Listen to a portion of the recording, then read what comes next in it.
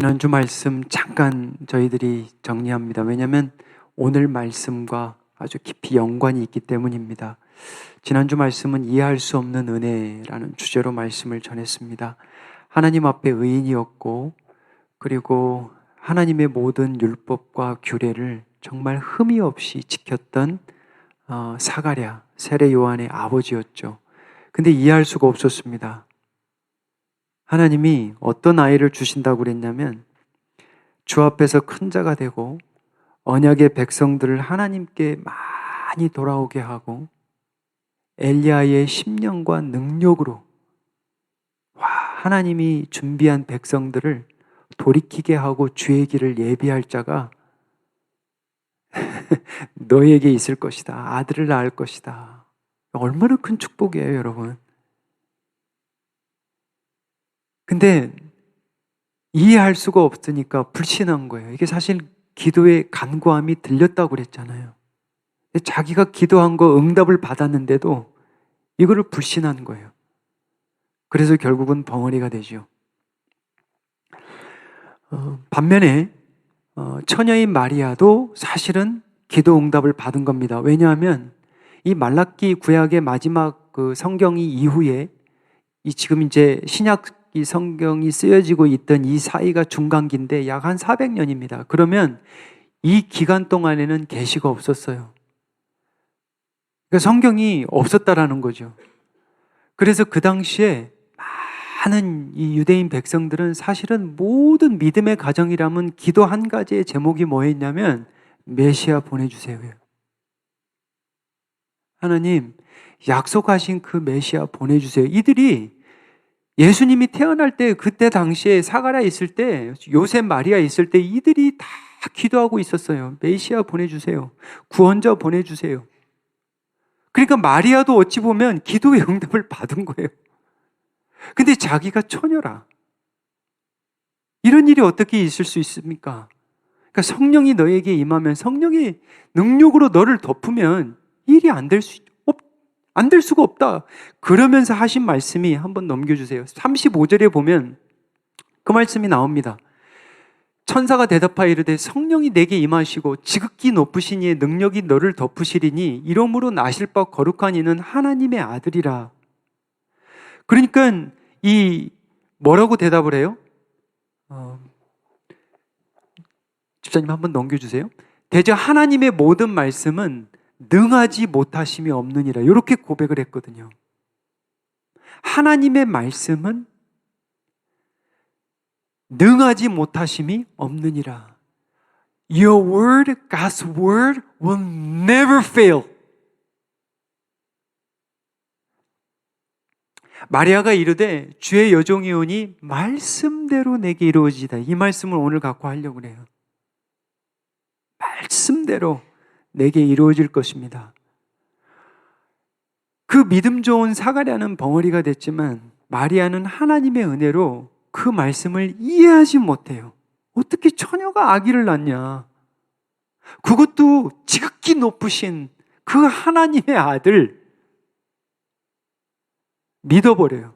하나님이 말씀하시는 것은 반드시 이루어진다는 거 내가 믿습니다. 아멘 한 거예요. 자, 그러면 그 다음에 이제 우리가 한번 생각해 봐야 될 게 요겁니다.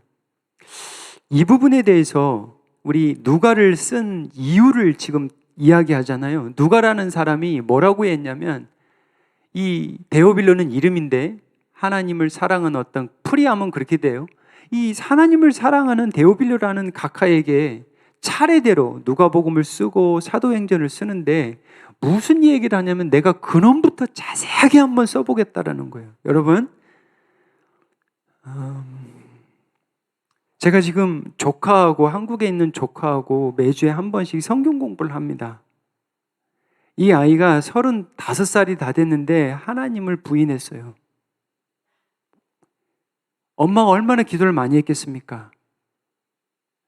근데 참 그렇게 나는 하나님 안 믿어요. 설교 아무리 보내줘도 안 들어요. 근데 최근에 설교한 마귀의 관계라는 설교를 한번 들었나 봐요. 자기가 마귀래요. 그리고 그냥 넘어졌어요. 제가 성경을 공부를 일주일에 줌으로 하는데 이 조카가 그러는 거예요. 이모부, 나 좀 빨리 다 알고 싶대. 성경 66권을 좀 어떻게 좀 빨리 좀 가르쳐달래. 너무 궁금하대. 무슨 얘기를 하려고 그러냐면, 자 보세요. 처음부터 모든 일을 근원부터 자세히 쓰는데 믿지 않는 사람을 생각하면 믿기 어려운 이야기들은 빼버리는 게 좋습니다. 쉽게 이야기하면 상식적인 이야기를 써놔야 사람들이 믿어요.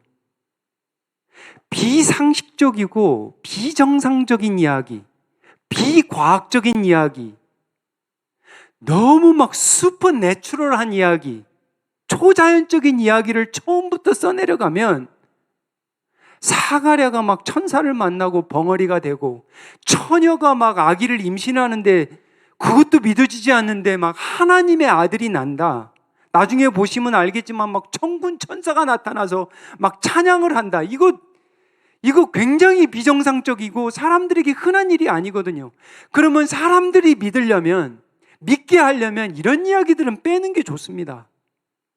영어로 말하면 This is a hard teaching. 이거 어려운 가르침이에요. 근데 왜 이런 이야기를 쓰느냐? 보세요. 그 다음 절 한번 보세요. 각하가 알고 있는 바를 더 확실하게 하려고, 너희가 들었고 우리가 알고 있는 걸 좀 더 확실하게 하려고 이런 어려운 말씀인데도 집어넣는 거예요. 왜요? 오늘 말씀처럼 은혜가 임하면 믿어집니다. 정말요, 여러분. 그렇게 하나님 안 믿는다고 했던 조카도 결국 35년 만에 넘어가잖아요. 어떤 성도님들은 70세, 80세 돼도 그때 안 믿다가 어떤 분들은 그때 믿어요. 그러니까 우리가 해야 될 일은 끝까지 뭐예요? 포기하지 말고 기도하는 거예요. 어떤 분들은 이거 어떻게 믿냐, 이거를. 은혜가 임하면 믿어져요. 왜 못 믿습니까? 보라, 이 일이 되는 날까지 내가 말 못하는 자가 되어 능히 말을 못하리니 이는 내가 내 말을 믿지 아니하였거니와 때가 이르면 내 말이 이루어지리라. 이제 사가랴에게 어떤 일이 벌어지는지 한번 우리가 보자고요. 사가랴에게 어떤 하나님의 말씀이, 정말 하나님의 말씀이 이루어진다고 했는데 어떤 말씀? 지난주 우리 나비와 데이트한 하루살이 기억나시죠? 하루살이가 뭐라고 그랬어요? 정신 나갔네. 제가 왜 이야기를 하는지 설명해 드릴게요. 내년을 설명하는 참새에게 뭐래요? 나비가 정신 나갔네. 우리들 가운데에도 예전에 이 성경이 정말 정신 나간 소리라고 받아들였던 분들이 있다니까요. 정신 나갔네. 무슨 영생이 있어? 무슨 영원한 삶이 있어? 하루살이는 내일을 몰라요. 정신 나간 소리 하지 마시라고. 내년이 무슨, 나비는 내년을 모르는 거예요. 오늘 이러한 말씀을 들을 때 우리 성도님들 같은, 어떤 성도님들이 이 말씀에 그냥 마음에 턱턱 들어오는 분들이 있고, 혹여나 어떤 분들은 아직도 정신 나간 소리인데, 사가랴에게 이루어진 말씀 한번 이제 보는데, 그 다음 보세요. 이게 이제 세례 요한이 태어났습니다. 그리고 이제 8일 만에 할례를 이제 할 때인데, 유대인 자녀들, 특별히 남자아이는 8일 만에 할례를 하잖아요. 율법에 의해서. 그래서 이제 이름을 어떻게 지을까라고 했는데, 그의 아버지 사가랴죠. 몸짓하여 말을 못하는 거예요. 그러니까 9달 동안 계속 9달, 10달 동안 말을 못했던 거죠. 이름을 지으려 하는가, 어떤 이름을 지으려 하는가 물으니까 그가 서판을 달라는 거예요. 그래서 그 이름을 요한이라 쓰매 결국은 다 놀랍게 여기더라고요. 왜요? 그 친척과 가족 가운데 요한이라는 이름이 없었나 봐요. 이에 그 입이 곧 열리고 혀가 풀리며 말을 하여 하나님을 찬송했다. 제가 두 가지를 묵상했습니다. 첫 번째는 뭐냐면, 세례 요한이 태어날 때 입이 풀리지 않았습니다. 세례 요한이 태어난 것만 해도 하나님의 뜻이, 하나님의 말씀이 이루어진 때거든요. 너 믿지 않았지? 이거 봐라.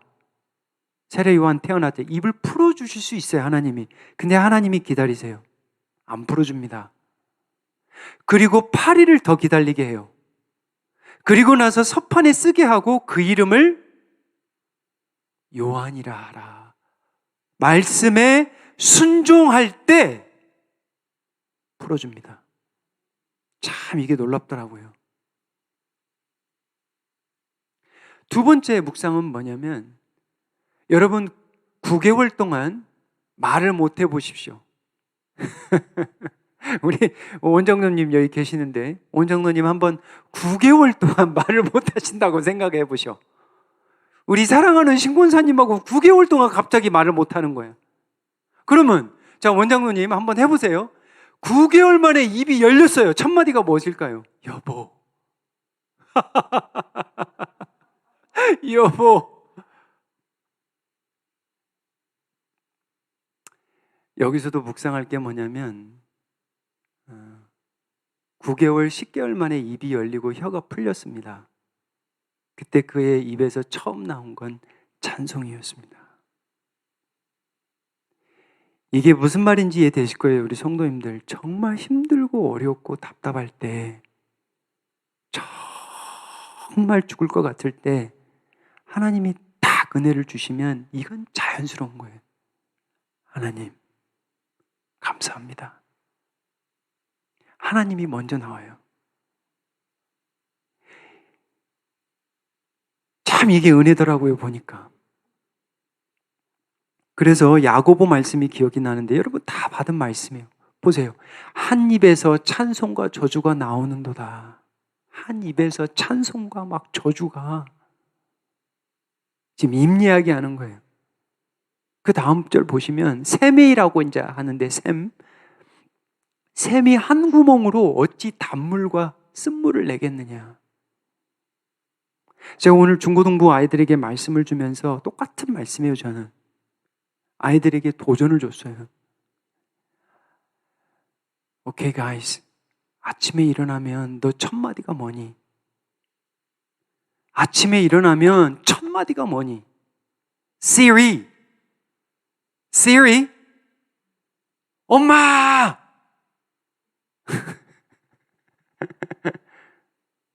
전화기? 하나님께 감사하는 말을 하면 어떻겠니? 하나님, thank God. 우리 여기 있다가 이제 대학으로 돌아가는 우리 자녀들이 있을 겁니다. 기숙사에서 눈 떴을 때 엄마 아빠는 없지만 thank God. 그거 얼마나 좋아요. 우리 성도님도 정말 한번 도전해 보십시오, 여러분의 삶에. 그래서 어떤 성도님들은 일어나면 주기도문을 외워요. Father in heaven. Father in heaven. 하나님 아버지를 부르는 거예요, 첫 마디가. 이게 말이죠, 쉬운데 사실은 깨어있지 않으면 안 돼요. 여보. 전화기 막 보니라고 정신없고요. 간밤에 무슨 어떤 일이 일어났는가 막 뉴스 보니라고 정신없고요.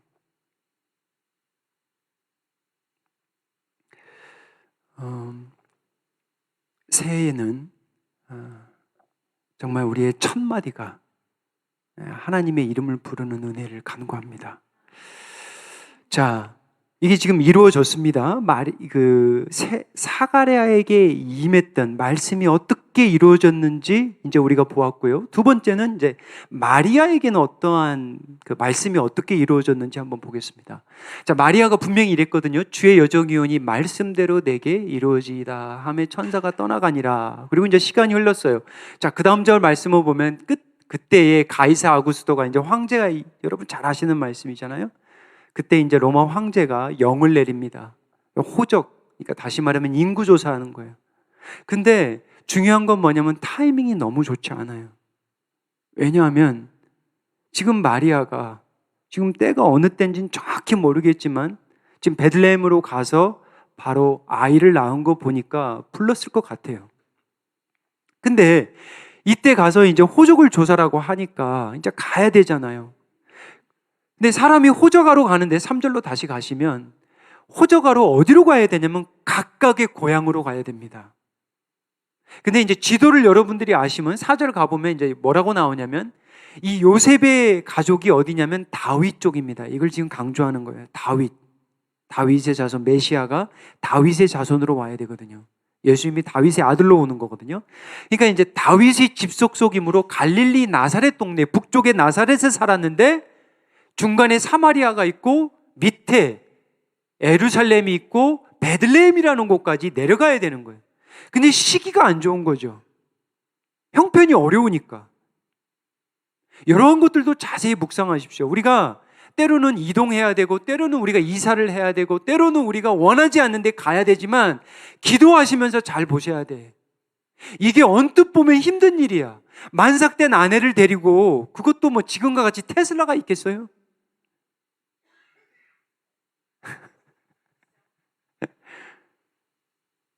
잘하면 단기 정도예요. 나귀 정도라고, 나귀 정도.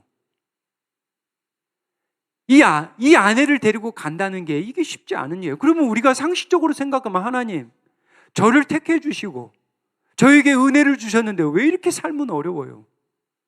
이 상황에 또 우리가 가야 됩니까? 도저히 이해 못 하겠네요. 왜 이렇게 힘들게 하세요? 나중에 보면 더 힘들어요. 놀 곳도 없습니다. 방도 없어요. 구유라는 곳에 누워요. 시험 들릴 이야기죠, 이게. 그때 이야기를 하고요. 보세요. 지난주에 말씀에 뭐라고 나왔냐면 예수님이 왜 마리아 처녀를 통해서 낳아야 되냐? 그 중에 하나가 뭐냐? 이미 약속이 돼 있거든. 하나님의 말씀이 말씀대로 이루어졌다라는 걸 보여준 거거든요. 처녀를 통해서 잉태한다는 이사야의 말씀. 그러면 이제 베들레헴에서 예수님이 낳아야 되는 이유는 여러분이 다 아시는 거예요. 미가서 5장 1절을 보면 베들레헴 에브라다야, 베들레헴의 옛 이름이겠죠. 너는 유다 족속 중에 작을지라도 이스라엘을 다스릴 자가 내게서 나올 것이다. 이건 정말 중요한 이야기입니다. 왜냐하면 베들레헴이라는 곳은 정말 작은 동네예요. 촌동네입니다. 아주 작아요. 미가라는 선지자는 그리고 이사야 선지자와 동시대 사람인데 요즘 우리식으로 말하면 이사야는 아이빌리그 출신이에요. 요즘식으로 이야기하면 배운 가정이고 그래도 제사장 어떠한 뿌리가 있고 많이 배웠고 미가는 농부의 아들입니다. 하나님이 그런 자 이런 자 다 쓰는데 미가를 통해서 뭐라고 그러냐면 하나님이 뭐라고 그러면 작고 사람들이 세상에서 보기에는 볼품없는 아주 작고 비천한 그 사람들이 그렇게 화려하지 않는 그러한 베들레헴에서 누가 나오냐? 메시아가 올 거라는 걸 이미 예언을 했어요. 이 말씀이 마태복음을 보면 마태는 이 말씀을 인용을 해버립니다. 마태는 인용까지 해요. 왜? 예수님이 베들레헴에서 반드시 나야 되는 이유, 미가의 말씀이 이루어졌다라는 거예요. 약혼한 마리아와 함께 호적하러 올라가니 마리아가 이미 잉태하였더라. 그때 잉태한 게 아니라 보세요. 영어로 보면 expecting a child, 아이를 낳을 때가 됐다라는 거죠. 그래서 이제 그 다음 절을 보면 뭐라고 나오냐면 보세요. 거기 있을 때에 해산할 날이 찼다. 우리가 정확히 모르겠습니다. 어느 정도 있었는지 모르겠지만 거기서 결국은 예수님이 태어나신 거예요. 여기서 이제 우리가 한 가지 생각해 볼 것은 뭐냐면 이게 바로 하나님의 섭리고 하나님의 뜻입니다. 요셉과 마리아가 베들레헴으로 가자, 베들레헴에 가서 낳자 이러지 않았어요. 그 당시에 해필이면 황제라는 이 아구스토가 호적, 인구조사, 왜요? 돈 벌려고, 텍스. 제가 중고등부 아이들한테는 여기서도 안전하는 이야기들을 가끔 하는데 부모님들이 그 당시에 가장 원하지 않는, 자녀들이 원하지 않는 잡이 있어요. 직업. 그 중에 하나가 뭐냐면 텍스 컬렉터, 세리들. 그 다음에 덩 컬렉터. 아무튼 컬렉터들은 좋지 않아. 이게 분비, 우리로 말하면 변비 이런 것들 뭐라고 해야 돼요? 좀 나이스하게 얘기해야 되는데 소변, 대변 아무튼 청소하는 사람들. 그리고 이제 보시면 알겠지만 나중에 보시면 알겠지만 정말 그 당시에 그 클래스 중에 그 당시에 그 소셜 클래스 중에 그 낮은 계층이 뭐냐면 목자들입니다. 목자예요, 목자. 근데 여기서 우리가 한 가지 알 수 있는 건 뭐냐면 목자들에게 예수님의 탄생의 소식이 처음 임한다는 거예요. 자, 거기 전에 무슨 얘기를 하려고 그랬냐면 여기서도 이해할 수 없는 게 뭐냐면 첫 아들을 낳아 강포로 싸서 그 위에 누였으니 이는 여관에 있을 곳이 없음이라라. 이게 이해가 안 되는 거죠. 작은 베들레헴에서 화려하지 않는 곳에 낳았을 뿐만 아니라 그런데 그곳에서도 여관이 없는 거예요. 생각해 보세요. 예수님은 왕이십니다. 주님이세요. 메시아예요. 그리스도입니다. 그러면 어디에서 나야 되면 왕궁이 맞아요.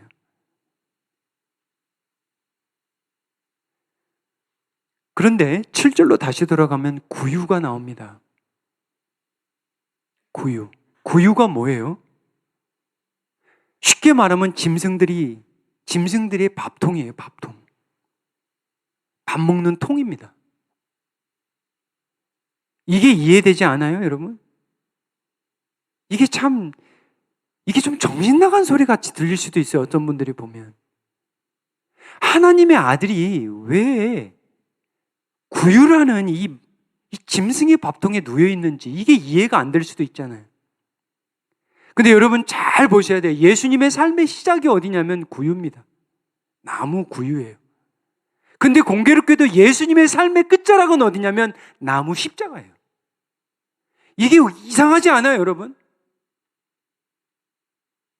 이 세상은 예수님을 반가워하지 않습니다. 환영해 주지 않아요.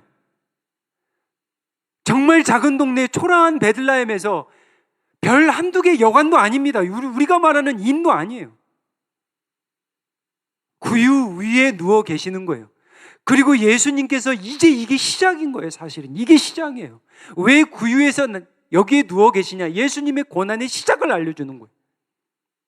이제 예수님의 삶이 얼마나 많은 고난과 우리들의 죄를 위해서, 우리들의 구원을 위해서 얼마나 많은 환난을 받게 되는지 결국은 구유에서 시작해서 십자가로 끝나는 것이 예수님의 삶이라니까요.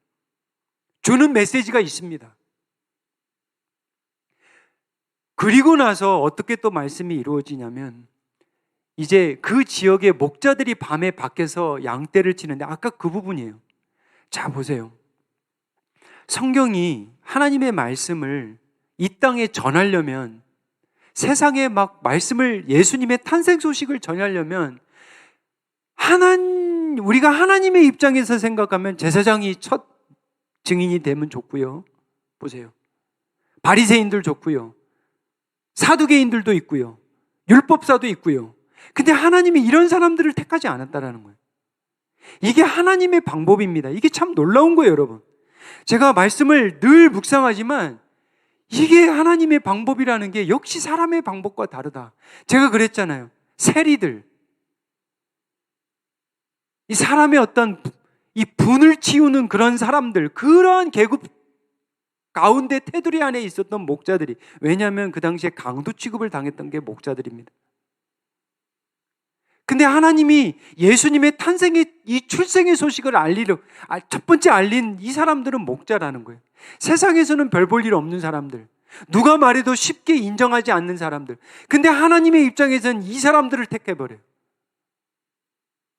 그리고 예수님의 탄생의 비밀을 이들에게 알려주고 이들에게 전하라고 그래요. 이게 하나님의 방법이라는 거예요. 참 놀라운 거죠. 하나님이 어떤 교회를 사용하시냐? 겸손한 교회. 하나님이 어떤 가정들을 사용하시냐면 겸손한 가정이에요.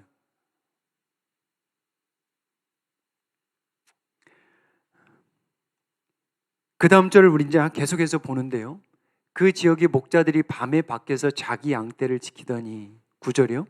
주의 사자가 곁에 서고 주의 영광이 그들을 두루 비춤에 크게 무서워하는지라. 처음 봤겠죠. 이러한 놀라운 일들을 무서워할 수밖에 없죠. 그게 이게 은혜입니다. 이게 은혜라는 거예요, 여러분. 정말 성전에 비춰야 맞거든요, 이게. 그분들 기도하고 있었잖아요. 그분들 하나님의 말씀을 가르치고 있었잖아요. 누구보다도 메시아가 오시는 걸 알고 있었잖아요. 하나님이 그들에게 빛을 비춰야 되는데 밤에 양떼 지키는 목자들에게 하나님의 빛을 비추는 거예요. 영광을 비추는 거예요. 천군 천사를 보여주시는 거예요. 이게 하나님의 뜻이라는 거예요. 천한 것들, 약한 것들을 하나님께서 사용하셔서 정말 세상에서 강한 것들 부끄럽게 한다라는 그 말씀과 비슷한 거예요. 그 다음 절이요. 천사가 이르되 무서워하지 말라. 보라, 내가 온 백성에게 미칠 큰 기쁨의 좋은 소식. 이게 바로 굿뉴스. 예수님의 탄생. 이게 복음이에요. 이 복음의 첫 메시지를 들은 사람이 누구냐? 마리아, 요셉 빼고 목자들입니다. 자격도 없어요, 이 사람들은. 그냥 하나님이 은혜를 주세요. 오늘 다윗의 동네에 너희를 위하여 구주가 나셨으니, 여보세요. 잠깐 스탑해 보시면 너희를 위한 구주가 났다. 정말 비천하고 버림받고 소외된 자들, 너희를 위한 정말 구주가 내려오셨는데 정말 더 내려왔다라는 거예요. 내려오는 정도가 아니에요. 예수님은 더 내려오신 거예요. 구유에 누웠으니까. 구주가 나셨다. 너희들의 메시아가 오셨다. 주님이 오셨다. Savior, Messiah, Lord came. 그 다음 절이요. 너희가 가서 강보에 쌓여 구유에 누워있는 아기를 가서 보라. 자, 이것도 은혜인데 이 목자들이 믿습니다, 이거를. 에이, 내가 알고 있는 메시아는 구유에 온다는 말은 없는데요. 에이, 그걸 어떻게 믿습니까? 근데 이 목자들이 믿어요. 그리고 달려갑니다. 제가 말씀드렸죠. 믿음이 한순간에 그렇게 찾아와요. 어떤 분들은 그렇게 안 믿으려고 해도 안 믿어지는 분들이 있는가 하면 정말 믿음이 하나님의 주신 선물인 것을 우리가 인간이 이게 할 수 없다는 걸 알아요. 인간이 우리가 구원을 시킬 수 있으면 얼마나 좋겠습니까? 자식들 다 구원시키죠. 부모들 다 구원시키죠. 얼마나 인간의 힘으로 할 수 있어요. 그게 인간의 힘으로 안 돼요. 이 좋은 소식이 세상에서 정말 비천하고 천대받은 이 목자들에게 임했다라는 거, 이게 은혜라. 이게 시작이 이상하다는 거예요. 보세요. 그 다음, 호련히 수많은 천군이 그 천사들과 함께 하나님을 찬송하여 이르되, 성경에 보면, 누가복음에 보면 찬송한 사람들이 몇 사람이 나옵니다. 이 예수님의 탄생의 기사를 통해서 찬송하는 사람들이 나와요. 그 사람들이 누구냐면 아까 말했던 사가랴, 그리고 마리아, 나중에 보면 알겠지만 안나, 이런 여자 선지자도 있고요. 성전에서 예수님을 안고 찬양하는, 누가복음에 보면 시작이 하나님을 찬양하는 자들로 가득해요. 누구를 통해서? 예수님을 통해서. 천군 천사들이 예수님의 탄생을 기뻐하는 건데 세상은 몰라요.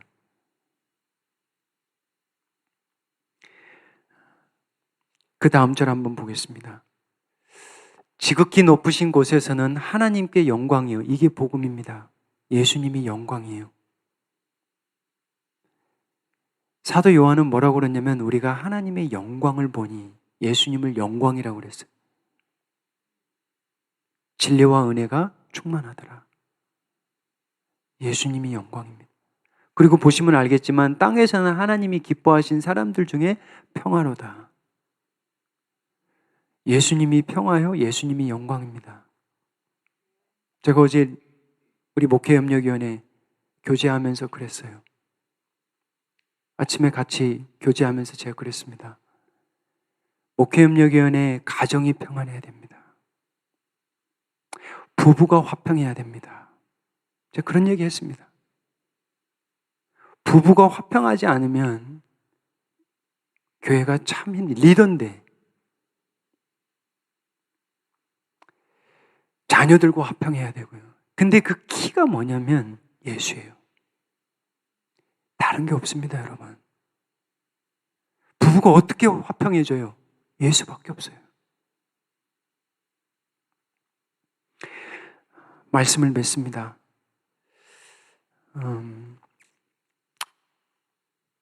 사가랴가 살아가면서 평생 이 일을 잊었을까요? 못 잊었을까요? 저는 못 잊었을 거라고 봅니다. 왜냐하면 9개월 동안 말을 못하다가 혀가 열리고 입이 열렸는데 이걸 잊어버렸겠습니까? 사가랴 절대 평생에 못 잊었을 거예요. 근데 성경을 보면 사가랴가 더 이상 나오지 않아요. 여러분 찾아보세요. 사가랴 안 나옵니다. 이게 끝이에요. 세례 요한은 나오죠. 근데 사가랴는 안 나와요. 성경이 감춰버려요. 그가 하나님을 찬양하는 것으로 끝을 맺습니다. 이게 세례 요한의 아버지의 모습이 성경의 크게 마지막의 모습이에요. 여러분 의미가 있지 않아요? 어떠한 아버지, 어떠한 어머니로 여러분 자녀들에게 남고 싶습니까? 마리아도 자기에게 주신 말씀 이해하지 못했지만 그 말씀이 이루어지는 것을 똑똑히 봤습니다. 못 잊었을 거예요. 근데 마리아는 나와요. 성경에 계속.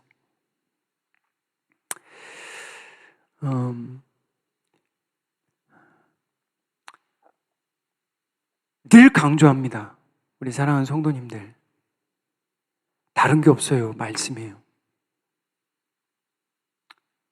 말씀이에요.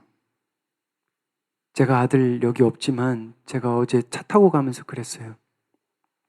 낙세야, 학교 가서 신앙생활하면 영적인 성장이 어떻게 이루어지니? 이루어진대요. 그래서 어떻게 묵상하니? 하나님의 말씀을 어떻게 매일매일 묵상하니? 주중에 성경 공부가 다니고 2번씩 다닌대요. 그리고 주일날 예배한대요. 혼자 하는 거 있니? 말을 잘 못해요. 제가 왜 이런 이야기를 하냐면 주일 예배, 주중에 있는 성경 공부 이게 다가 아닙니다. 그거는 여러분을 도와주는 거예요. 어떤 분들이 성장하냐면 스스로 먹는 사람이에요. 그거 하는 거예요, 목회자들이. 스스로 먹으라고, 스스로 걸어보라고, 스스로 뛰어보라고, 그리고 다른 사람도 좀 데려가 보라고. 말씀을 혼자 먹을 줄 알면 된 거예요. 그분은 된 거예요. 근데 그러니까 제가 걱정하는 게 뭐냐면 항상 교회를 의지하는 거예요. 주일 예배, 금요 예배, 토요 예배, 기도회. 근데 직장에 가서 자기에게 주어진 시간은 너무 많은데 그건 안 해. 교회에 와서만 하는 거예요. 그건 아니에요. 그건 뭔가 잘못된 거예요. 그건 절대 아닙니다. 그건 뭔가 이상한 거예요. 본인이 주님과 교제하고 주님과 골방 기도하고 주일 예배 중요하지만 이건 1시간이에요, 여러분. 일주일에 한 번 갖고 뭐가 되겠냐고. 새해에 여러분 또 각오하셔야 돼요. 정말 내가 자녀들 맛있는 거 밥 짓듯이 밥 정말 맛있게 짓잖아요, 어머니들. 여러분 말씀을 지을 수는 없지만 말씀을 여러분이 먼저 먹으시고 나누시고 하여튼 깨어있는 부모가 돼야 돼. 하여튼 구원 중심이 돼야 돼. 하여튼 생각이 말씀을 쫓아야 돼. 여러분 요즘 뭐에 정신 팔려 있어요? 가슴을 놓고 한번 생각해 보세요. 내가 아까 정신 나갔다고 그랬는데 여러분 무엇에 요즘 정신 나가서 살고 있습니까? 여러분 한 해를 돌아보면서 여러분 가슴에 손을 얹고 하나님 나 요즘에 여거에 정신이 나갔습니다. 하나님한테 이야기하세요. 내가 요즘에 뭐에 정신이 팔려 있는지 하나님은 오늘 말씀을 통해서 부르시는 거예요. 다시 나에게 좀 정신을 팔릴 수 있겠니? 나에게 좀 관심을 가질 수 있겠니? 주일에만이 아니라 매일매일 눈을 떴을 때 하나님의 이름을 부르고 무시로 기도하고 자녀들에게, 믿지 않는 자들에게 말씀을 전하는 그런 은혜가 있을 때 정말 하나님의 역사하는 은혜가 넘치는 거 우리가 보는 거예요. 그게 기쁨이죠. 그게 살아가는 기쁨입니다. 말씀이 기쁨이 되면 끝난 거예요, 여러분. 말씀을 듣기를 원합니다. 줄입니다. 사모합니다. 끝난 거예요. 그 영혼은 끝난 거예요, 여러분. 목회자도 그거 하면 할 일 다 한 거예요. 기도하겠습니다.